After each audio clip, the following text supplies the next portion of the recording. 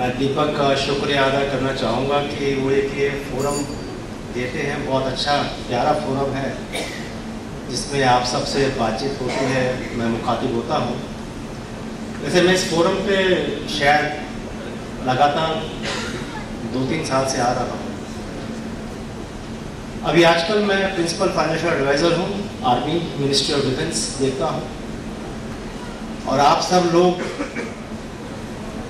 अब मैं क्या कहूँ कि कौन क्लाइंट है, कौन कंज्यूमर है, कौन परचेजर है, आप सब लोगों से कुछ ना कुछ आर्मी के लिए, डिफेंस के लिए लेते रहते हैं। मैं बहुत, क्योंकि इन्होंने 5 मिनट ही बोलने को कहा है, वैसे मैं तो 15 मिनट भी बोल सकता हूँ। 2-3 चीज़ें ज़रूर मैं जो कहना चाहूँगा, क्योंकि मेरे हाथ में क्षमता है जो आपके लिए मैं चाहूँगा कि जिससे आपका फ़ायदा हो। My foreign friends, I'm speaking Hindi. I hope you will be comfortable. This is Make in India. बहुत बड़ा, शायद आप लोग विजुअलाइज नहीं कर सकते कि डिफेंस का बजट कितना है। 4-5 लाख करोड़ के आसपास प्रत्यक्ष है। और हर चीज आज की तारीख में कोई भी ऐसी चीज नहीं है जो हाथ तक सीमित रह गई हो। आईटी का इनपुट, इलेक्ट्रॉनिक का इनपुट किसी ना किसी तरह से, किसी ना किसी माध्यम से उसमें है। यहाँ तक कि आज बहुत सारी नई चीज़ों के अंदर भी जो है ट्रायल, टेस्ट ट्रायल की प्रक्रिया चल रही है। लेकिन मेरे को ये कहते हुए दुख है, बहुत दुख है कि 99% जो भी चीज़ें आ रही हैं वो सब बाहर की आ रही हैं।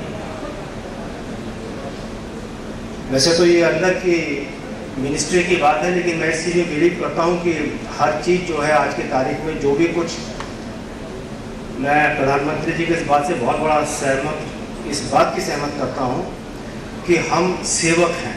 सरकार में जो भी आए वो सेवक है, और राजा जो है वो प्रजा है।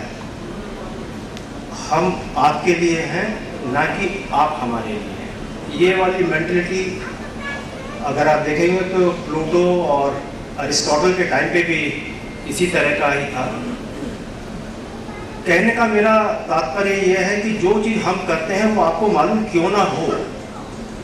दिल्ली के अंदर 2 एक्ट, जब मैं दिल्ली गवर्नमेंट का प्रिंसिपल सेक्रेटरी था आईटी का, तो उस समय जो है Delhi state special data infrastructure का एक्ट, जिसके अंदर की हर चीज़ उससे तहत हो, और दूसरा जो था कि टाइमली डिलीवर सर्विसेज, वही हमारा एक्ट, मेरा बनाया हुआ एक्ट ही जो है अब भारत सरकार पूरे देश के लिए करने जा रही है। मेरा कहना यह है कि आज की तारीख में मिनिस्टर डिफेंस को मैंने अभी एक तो ई प्रोक्योरमेंट मैं कहना चाहूँगा कंपल्सरी लागू कर दिया गया है। अब तक मिनिस्टर डिफेंस के अंदर ई प्रोक्योरमेंट नहीं था, बाकी सब मिनिस्ट्रीज में था। मैं धन्यवाद RS शर्मा साहब का भी देना चाहूँगा, सेक्रेटरी आईटी का, कि उनका बहुत बड़ा योगदान रहा है, जिसमें NIC और NICSI और उसके बाद ये डायरेक्शन इशू कर दिए गए हैं। और आने वाले समय में हर चीज़, हर आइटम जो है ई प्रोक्योरमेंट के माध्यम से ही लिया जाएगा। मेरा ये भी कहना है, आप आज की तारीख में अब जो माहौल है, उस माहौल के अंदर जनता को अपनी आवाज़ ऊंची करनी चाहिए। आपको ये कहने का हक होना चाहिए कि हम क्या खरीद रहे हैं। जो खरीद रहे हैं वो अगर वो भी बनाते हैं, हमारा देश बनाता है, जनता बनाती है, तो क्यों नहीं वो दे सकती है। बड़ा सिंपल सा कहना चाहूँगा, बताना चाहूँगा कुछ ऐसा। मेरे को, जब बहुत सारी चीज़ों को तो डिस्कस नहीं कर सकता, लेकिन चाहे वो स्लीपिंग बैग है, चाहे वो रक्सैक है, चाहे वो जूते हैं, ठीक है, सियाचिन जैसी जगह है, ऊंची जगह है जहाँ पे बहुत बर्फ़ रहती है, लेकिन सब विदेश से आता है। विदेश में भी अगर ऑर्डर कहीं यूरोप की किसी कंट्री को जाते हैं, इटली है, स्विट्जरलैंड है, स्वीडन है, तो बनता चाइना में है। चाइना के खिलाफ तो नहीं है, लेकिन अभी हमारी फौज चाइना के संग ही बॉर्डर पे लगी हुई है, और हम अपनी फौज को, जिस देश से अगर लड़ने के लिए हमारे को खतरा है, उसी को हम पन पा रहे हैं। उसी को हम ऑर्डर देते हैं। कम से कम मिनिस्ट्री ऑफ डिफेंस में तो मैं जरूर कहूंगा कि चाइना का सामान नहीं आना चाहिए। चाइना का सवाल इसलिए कह रहा हूं कि वहां पे कुछ देश की सॉवरेनिटी, देश की एकता का सवाल है। आप सब लोगों के सामान भी सेमीकंडक्टर हैं या जो भी आईटी आइटम है, मैं कहता हूँ क्यों नहीं आप लोग यहाँ पे प्रोड्यूस करते हैं? अब तो मौका है। मैं तो लिखने जा रहा हूँ कि कोई भी अगर चाइना का सामान हो तो वो कम से कम आईटी का मिनिस्ट्री ऑफ डिफेंस ना ले। क्यों? अगर आप सब लोग जानते होंगे तो मिनिस्ट्री ऑफ टेलीकॉम ने जब कभी ईवी वेव्स मंगाए थे 2007-8 में, उसमें सेंसर आए थे और सेंसर से प्लांट रह गए जो यहाँ पे मैन्युफैक्चरिंग नहीं है, सिर्फ असेंबली रह गई। मैं इस फोरम एक इंटरफेस है, जरूर मैं आपसे कहना चाहूँगा, जब मेरे जैसा अकेला मैं भी एक अफसर उसी तरह से हूँ जैसे 10,000 अफसर भारत सरकार में है, लेकिन ई प्रोक्योरमेंट कर दिया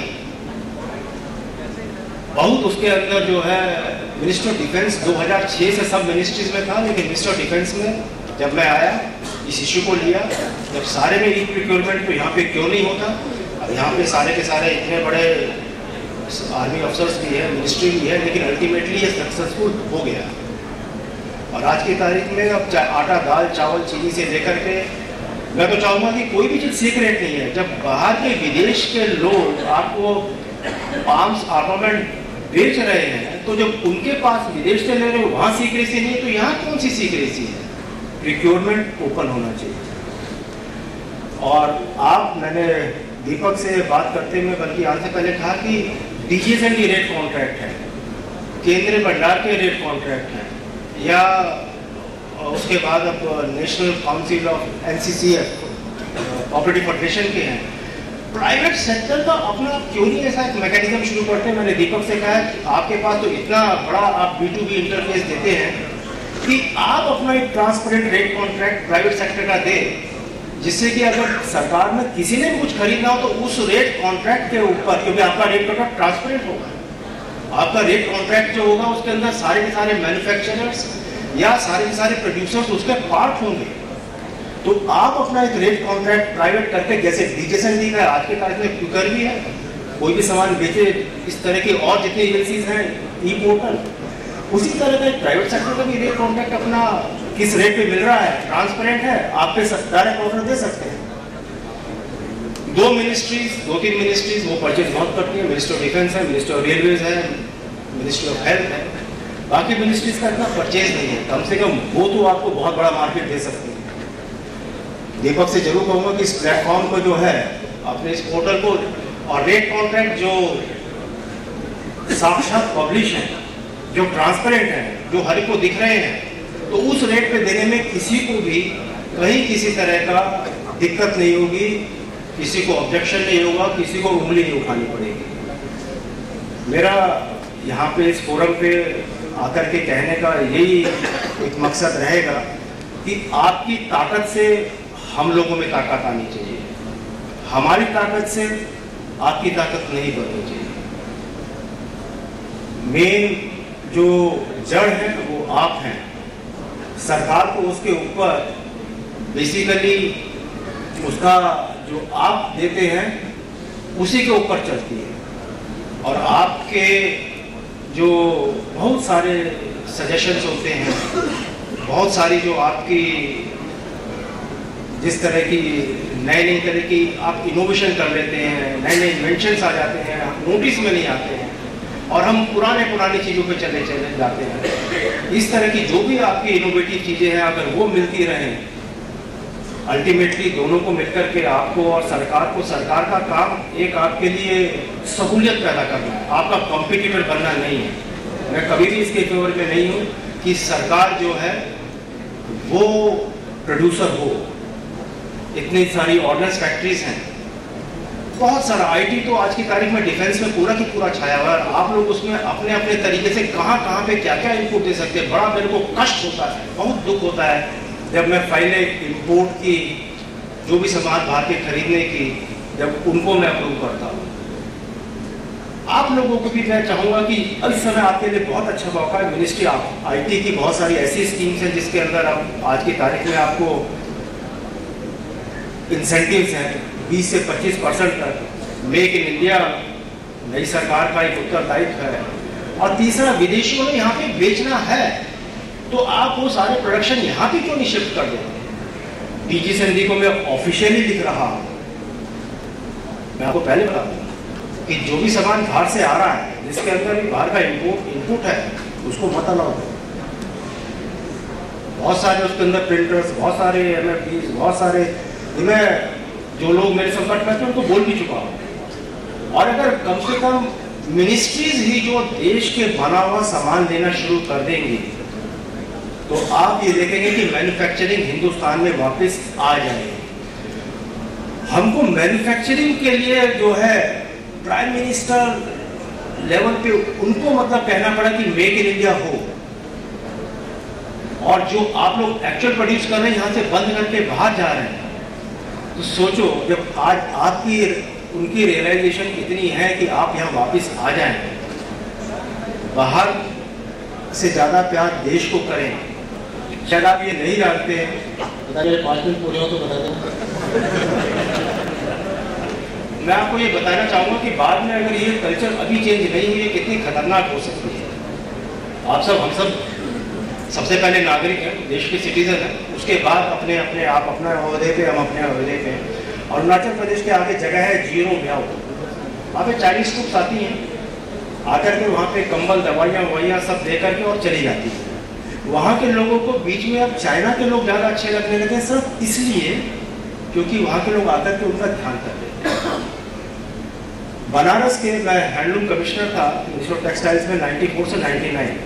बनारस के जो वीवर्स हैं उनको चाइना से आया हुआ यार्न, क्योंकि वो वाला यार्न अच्छा लगता है, उनको ज़्यादा अच्छा लगने लगा है बजाय कि हिंदुस्तान में जो यार्न बन रहा है, मलबरी का सिल्क का यार्न बन रहा है, क्योंकि वहाँ का यार्न सस्ता भी है और वहाँ पे आराम से मिल भी जाता है।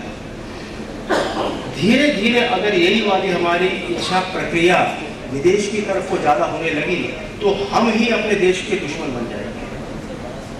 मेरा इसलिए आप लोगों से कहना ये है, आपकी जब पीएम ने कमांडर्स कॉन्फ्रेंस में कमांडर्स को भी एड्रेस किया तो उनसे कहा कि आप ये कम से कम हर कमांडर जो है आर्मी नेवी एयरफोर्स 100 आइटम ऐसे देखें जो कि हिंदुस्तान में बना सकते हैं।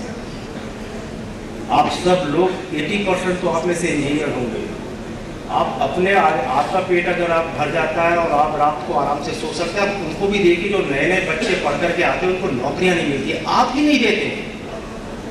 आप में से कितने लोग, कितने एंटरप्रेन्योर्स हैं जो नए वालों को, बेचारों को, जो गार्ड है वो आज की तारीख में 8,000 10,000 कमा लेता है, लेकिन जो इंजीनियर ग्रेजुएट है उसको 5,000 में भी नौकरी नहीं मिलती। ये दुर्दशा हो चुकी है और दुर्दशा को दूर सरकार नहीं कर सकती है, आप ही कर सकते हैं, और वो जब ही कर सकते हैं जब यहाँ पे मैन्युफैक्चरिंग शुरू हो। मैं फाइनेंशियल एडवाइजर IPK भी था कोलंबो में 1990-91 में, और जब मैं वहाँ कोलंबो पहुँचा मैं वहाँ देख के बड़ा हैरान हुआ।